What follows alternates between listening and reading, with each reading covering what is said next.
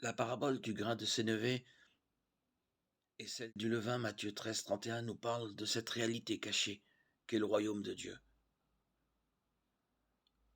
Le grain de sénévé est semé en terre, il croît, il devient un arbre dans lequel les oiseaux du ciel font leur nid. Une femme mélange une petite quantité de levain dans 3 mesures de farine. Or, cela suffit à faire lever toute la pâte. Il se passe quelque chose de mystérieux. Une faible quantité de levain produit des effets inattendus, alors qu'on peut à peine l'apercevoir. Elle recèle un dynamisme stupéfiant.